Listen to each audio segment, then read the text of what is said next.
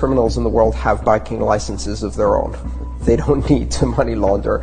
They own HSBC and that money launders for them. You know, the biggest money launderers in the world are the banks, obviously, because that's where the money is. The easiest way to money launder is if you have a banking license. So, of course, the biggest money launderers have banking licenses.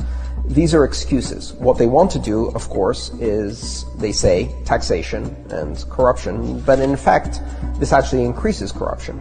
So removing cash from an economy and putting everybody under surveillance doesn't mean that criminals can't use money anymore. Of course they can. They will continue to do that. They will always have means of doing it. It just means that everybody else is under surveillance. So you end up surveilling the innocent. What does that give you? That gives you political control. We've never had in the history of humanity the ability to monitor everybody's economic activity all the time. And to give that power to governments without question is extremely dangerous. It won't reduce crime, but it will turn governments into criminals. It won't reduce corruption, but it will increase corruption at banks. And it will put people at the mercy of a system in which, at a flick of a binary switch, you can become a non-person. Went to the wrong website, attended the wrong protests, associated with the wrong political party, expressed support for the wrong idea, off.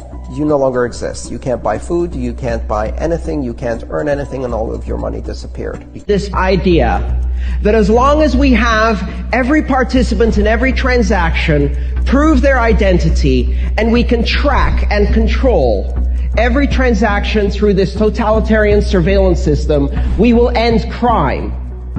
And in order to believe in that false idea of safety through totalitarian control, we condemn billions of people to poverty.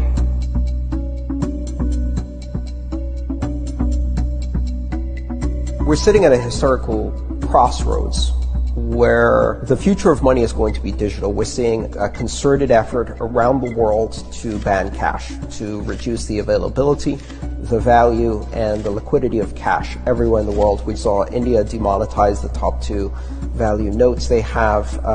Spain is passing a law to make it illegal to make any transaction more than 1,000 euros in cash. Probably the 500 euro, 100 euro notes are going to disappear eventually.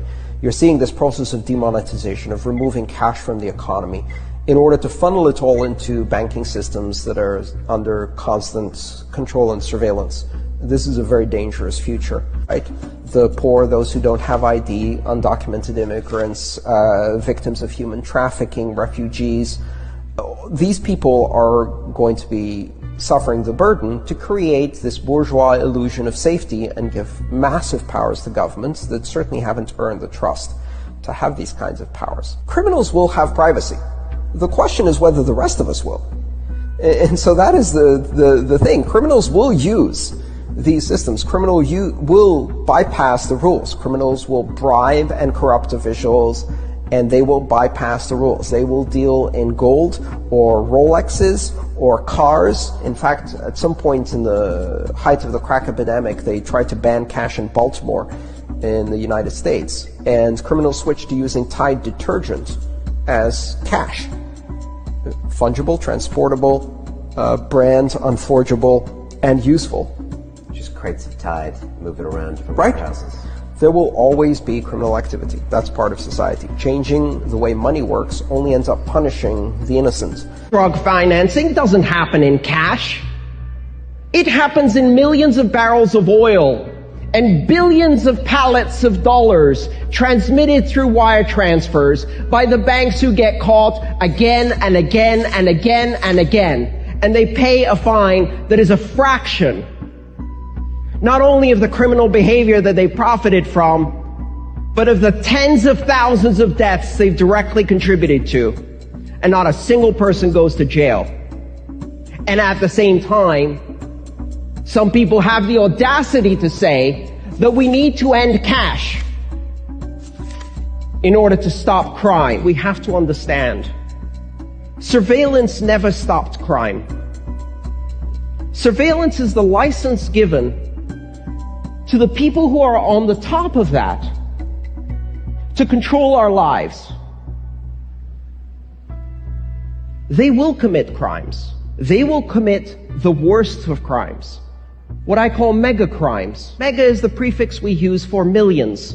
A mega crime is one where, for example, you foreclose on 1 million homeowners and don't go to jail. That's a mega crime. We're doing surveillance and analytics to catch a petty drug dealer who's selling pot for Bitcoin. Who's doing surveillance and analytics on Lockheed Martin? Who's doing surveillance and analytics on the money laundering banks? Nobody. Do you know why? None of them ever go to jail.